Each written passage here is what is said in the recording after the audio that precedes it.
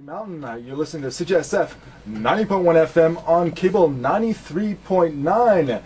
Do a Google search and stop at www.cjsf.ca, and you can listen to this listen to this program anywhere in the world, live, online.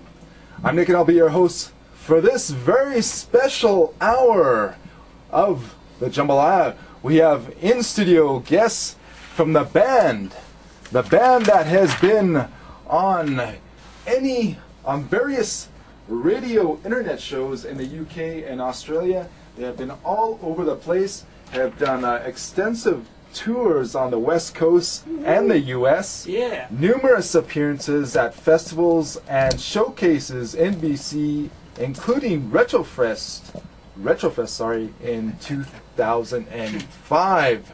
We are joined right now by band members Joe Kinnick and Steve Stone. How are you? Hey, how are you there, Nick? How you doing? Good. Good to be here, man. Yeah, it's really great to have you guys in studio right now, and it's... Oh, also we should mention that this is being filmed. Of course. Yes. Yeah. Of course. We are being filmed, so if anybody's listening, you are on camera. Oh, wait a minute. No, you will be on camera. That's right.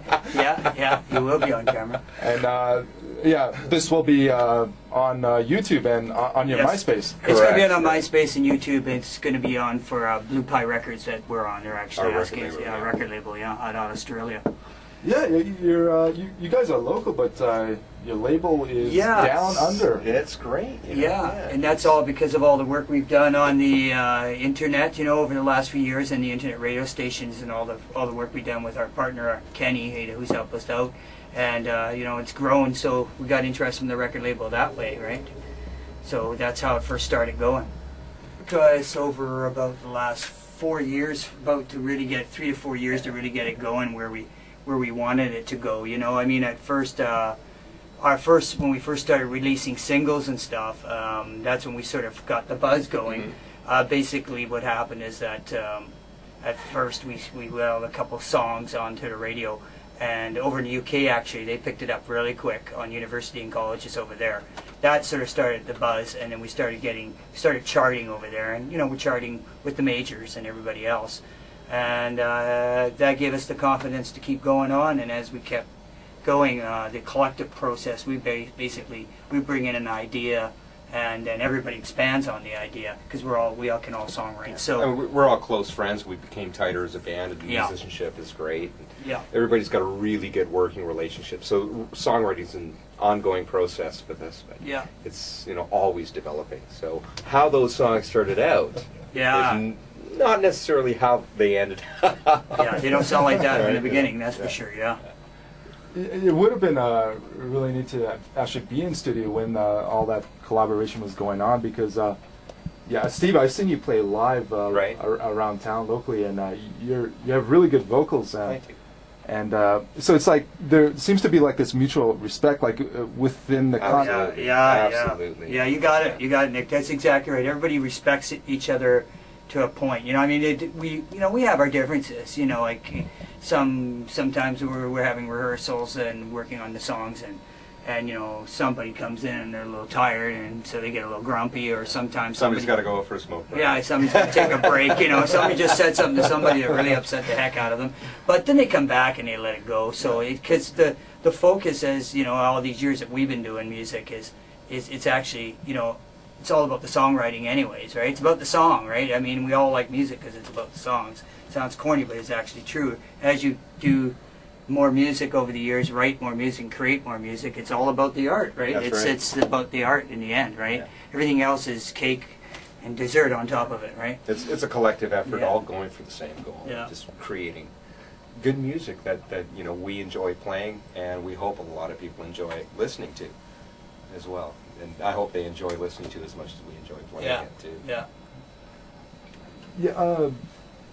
Your style seems to be a fusion of so many different influences in there. Yes, that's true.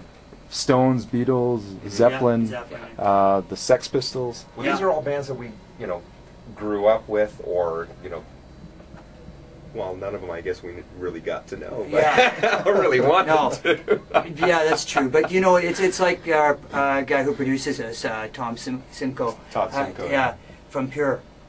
Todd finds the same thing with us. He finds that you're right. He finds that a lot of influences. But like he's saying, what he finds interesting about us is that we are able to meld all those influences together, right, and create our own sound out of it. Nobody's doing that because everybody's sort of trying to stay focused in one sort of direction. Mm-hmm. You know, you're either a punk band, you're a metal band, you're this or that. You're categoried, right? And you know, Steve and I, over the years, we've been in a lot of bands together and wrote together. And the thing is that we never did that. You know, we never sat down and tried to write a song to be like somebody else. To make the band sound exactly like everything, you know. And we used to be just like, say we would be writing a song that was kind of punky or kind of, you know, 60-ish sort of sounding. And meanwhile, you know, Pearl Jam's got in the 80s got the great song out, you know, and everybody's trying to sound like the Seattle Sound. Well, we went right against the grain, right? Now, we took a lot of flack for that, and that's that. But that's the way we write. So you just, you know, it's like I said, you got to be true to yourself and true to what you do, right? Yeah. You know, and eventually you'll write really good songs, and those really good songs will be heard, right? And that's what's sort of happening now. We're sort of finding that the songwriting is getting to the point that people are honestly starting to like what we're doing a lot, and they're responding. And so we're thinking, well, you know, the record label says, yeah, there's something here, so let's take a look at it, right? Yeah, you know, we're living the rock and roll life. Old enough to know better, but still too young to care. Almost. Well, you know, hey, you know, we're. I don't want to say how old we are, but no, you know, we're old enough to know better. Yeah, I really want to delve into the songwriting, but I have a question for you, Steve, because I've seen you do Stones cover songs. Yeah. So how much of the influence, as you know, as a writer, you mean, or my contributions with the band? Like it's documented on your MySpace, like Rolling Stones is one of the influences. Yeah. How much is that coming from you?